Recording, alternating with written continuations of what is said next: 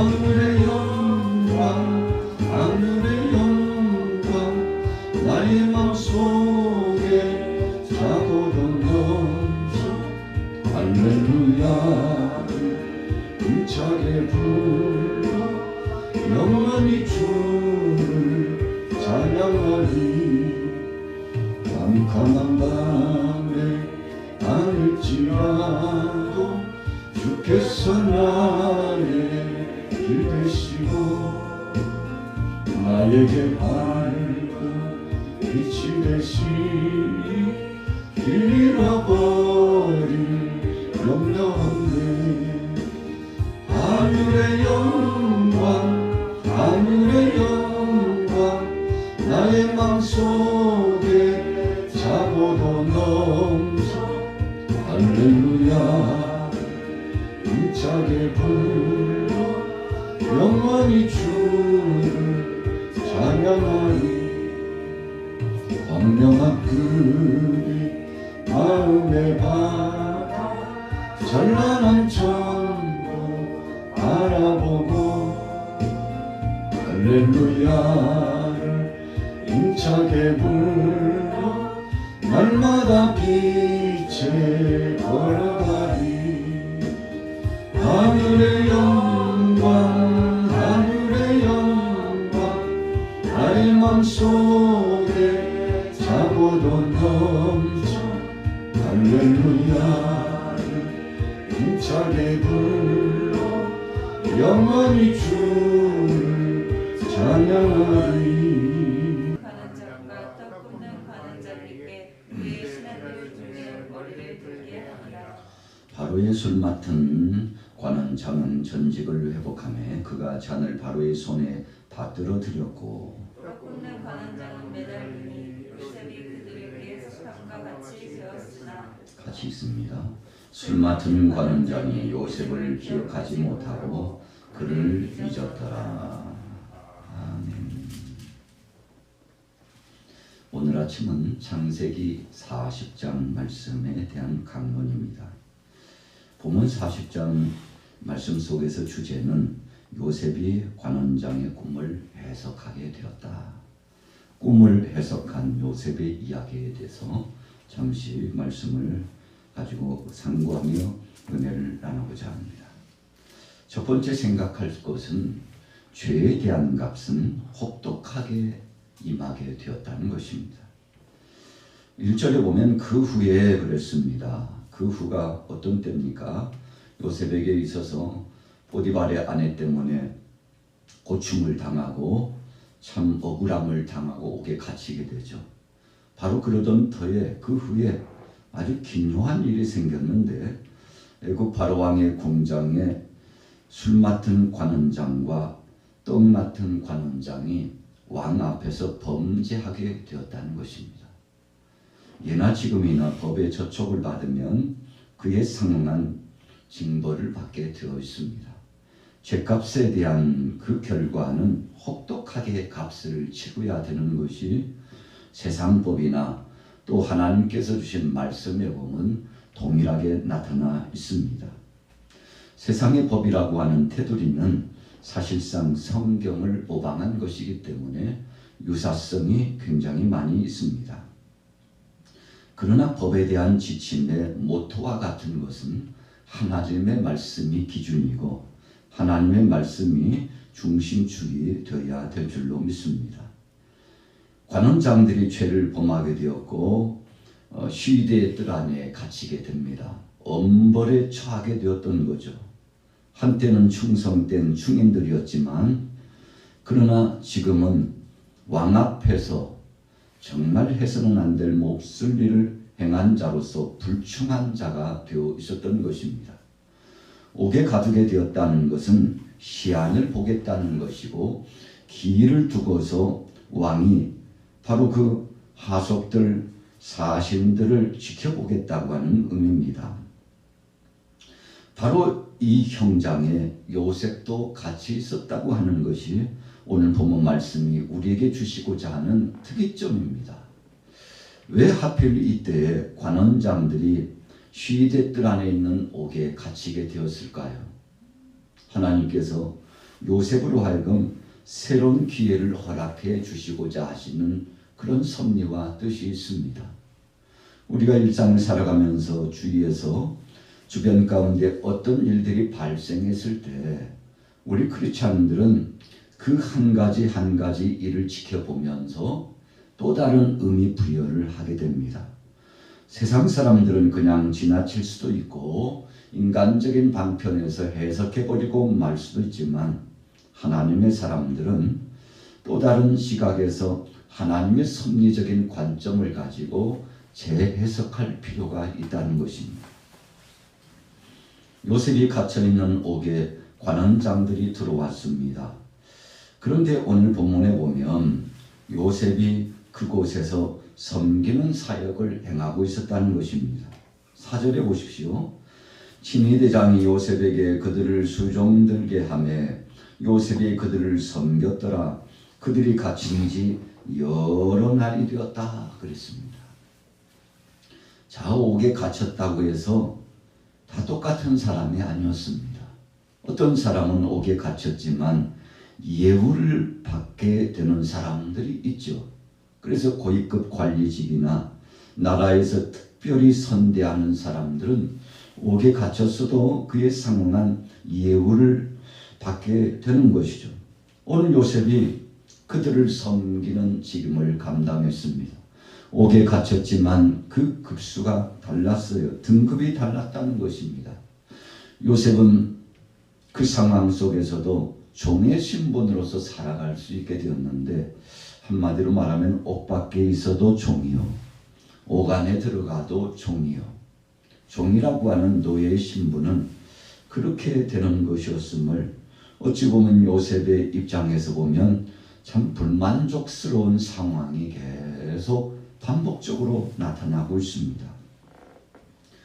그러나 오늘 본문의 성경은 분명히 말씀합니다.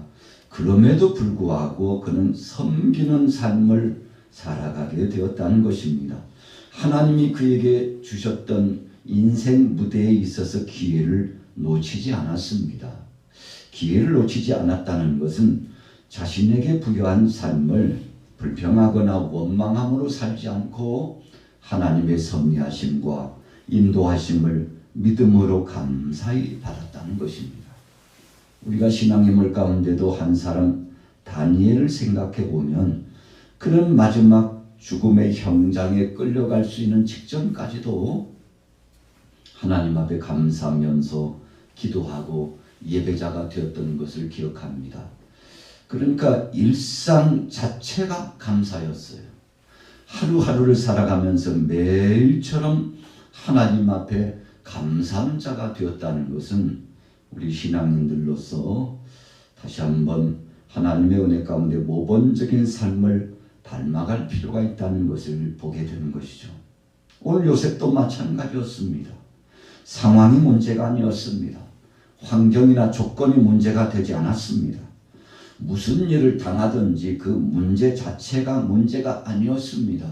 중요한 것은 오늘 이 시간에 하나님께서 나와 함께 하시느냐라고 하는 것이 중요한 삶의 모토처럼 그에게 느껴졌던 것이었습니다.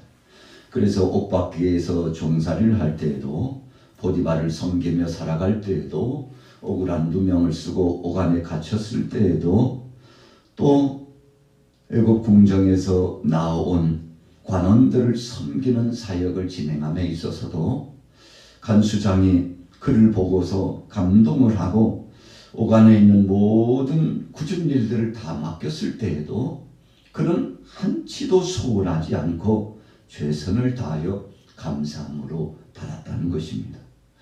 그러니 하나님께서 복을 주실 수밖에 없었습니다. 오히려 옥 안에 있는 사람들에 대해서 무관하지 않았습니다. 6절 후미에 보세요. 아침에 요셉이 들어가 보니 그들에게 근심의 빛이 있는지라. 요셉이 그 주인의 집에 자기와 함께 갇힌 바로의 신하들에게 묻되 어찌하여 오늘 당신의 얼굴에 근심의 빛이 있나이까 그랬어요. 여러분, 그러니까 늘 관심을 갖고 선대했다는 것입니다. 그들을 괴롭히고 악대하고자 하는 것이 아니라 섬기는 마음으로 그들의 심정을 살피고 그들의 태도를 살폈습니다. 철저하게 배려하고 사랑하는 마음이었던 것이죠. 그런데 관원장들이 자신들의 고민을 일개 종에게 털어놓았어요. 여러분, 이 당시 관원장급이라고 하면 요즘의 장관급 정도, 아주 중요한 요직을 감당하는 사람이죠. 왕의 측근에서 음식을 담당하고 왕을 섬기는 이 귀한 사역을 감당한다는 것은 중대한 책무입니다. 그래서 권위도 주어졌고 또 누릴 수 있는 영화도 주어졌던 사람들 아니겠습니까? 그러나 종과 더불어서 신분의 차이에는 관계없이 자신들의 마음을 토로하고 이 관계 회복이 있었다는 것은 그만큼 요셉이 인정받고 살았다는 것을 의미합니다. 꿈을 꾸었는데 해석할 수가 없는 겁니다. 그때 요셉이 고백하는 고백이 참 중대하죠. 자, 8절에 우리 같이 한번 읽어보겠습니다. 8절 말씀. 그들이 그에게 이르되 우리가 꿈을 꾸었으나 이를 해석할 자가 없도다. 요셉이 그들에게 이르되 해석은 하나님께 있지 아니하니까.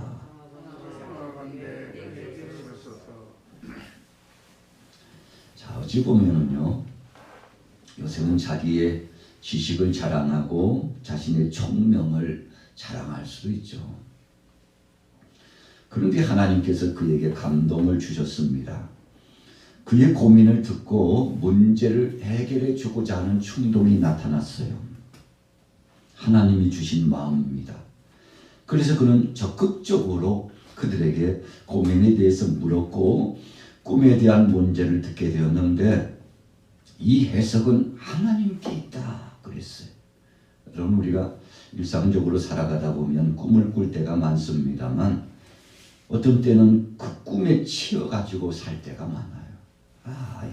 내가 오늘 악몽을 꾼 것 같은데, 그래서 그 꿈에 지배를 당하고 하루의 삶이 어떻게 돌아가는지 모를 만큼 그냥 꿈에 매이고 생활의 환경과 상황에 매일 때가 많습니다만 오늘 8절 중반절에 말씀하는 것처럼 꿈의 해석은 하나님께 있습니다.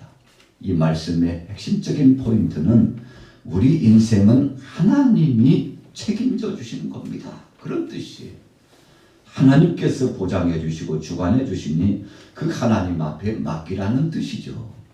여러분, 그래서 우리는 어떤 꿈을 꾸든지 어떤 비전을 갖고 목적을 갖든지 간에 중요한 것은 그것을 하나님 앞에 맡기고 기도할 수 있느냐라고 하는 것이죠. 자, 요셉이 중요한 말씀을 선포했습니다. 하나님 앞에 맡기면 하나님께서 능히 해석해 주시고 삶을 주관해 주실 것이다. 술 맡은 관원장이 꿈을 꾸었죠. 떡 맡은 관원장도 꿈을 꾸었습니다. 술 맡은 관원장이 꾼 꿈은 그 포도나무에서 난 것을 가지고 왕이 누렸지만 떡 맡은 관원장이 꿈을 꾼 것은 그것이 왕에게 누리는 것으로 올려지지 못하고 새가 와서 쪼아먹게 되지 않았습니까? 결국은 자신의 직임이 회복되지 못하는 자와 회복되는 자의 관계에 대한 해석이었죠. 하늘의 신령한 지혜와 총명을 얻었던 요셉은 이 해석을 바로 함으로써 앞으로 일어날 며칠 후의 일에 대해서 예언을 하게 됩니다. 자, 11절에 보세요. 내 손에 바로의 잔이 있기로 내가 포도를 따서 그 즙을 바로의 잔에 짜서 그 잔을 바로의 손에 들여놓으라 그랬어요. 여러분, 12절에 보니까 사흘 후에 이런 일들이 회복되겠다는 말씀을 이어서 나타내 주고 있잖아요. 그런데 17절에 보세요. 맨 윗 광주리에 바로를 위하여 만든 각종 구운 음식이 있는데 새들이 내 머리에 광주리에서 그것을 먹더이다. 여러분, 왕을 위해서 준비한 음식인데 왕에게 올리기도 전에 새들이 먹어버렸다는 것은 참 허망한 꼴을 당하고 치명적인 자신의 이 본분의 사역에 있어서 참 있어서는 안 될 일을 당하게 된다는 거 아니겠습니까? 19절에 보세요. 지금부터 사흘 안에 바로가 당신의 머리를 들고 당신을 나무에 달리니 새들이 당신의 고기를 뜯어 먹으리다. 여러분 어떻게 됐나요?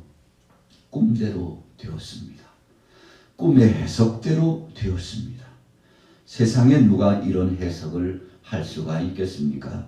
이제 이 일로 말미암아 나중에 요셉이 바로 앞에 서게 되었습니다만 오늘 본문 말씀을 통해서 보건대 핵심적인 말씀은 우리 인생은 하나님 손에 달려 있습니다. 하나님이 주관하십니다. 하나님 앞에 맡기고 나갑시다. 하나님이 책임져 주실 것입니다. 오늘 본문 말씀 8절 후미의 말씀을 잊지 마시기 바랍니다. 그래서 해석은 하나님께 있지 아니하니까 하나님 앞에 맡기십시오. 당신의 삶을 하나님이 주관하시고 역사를 주관하시는 하나님께서 지체치 아니하시고 인도하시리니 하나님을 믿고 갑시다. 여러분 어찌 보면 생명의 복음을 증거하고 있는 요셉의 태도를 볼 수가 있습니다. 오늘 하루도 우리의 일상 가운데 하나님의 영광을 증거하는 자가 되고 전하는 자가 되시기를 예수님의 이름으로 축복합니다. 하나님 뜻을 위하여서 살아간다는 것만큼 행복한 것은 없죠. 그분이 영광을 받으시고 그분 뜻이 이루어지기를 위하여서 오늘도 믿음으로 승리하게 되기를 예수님의 이름으로 축원합니다.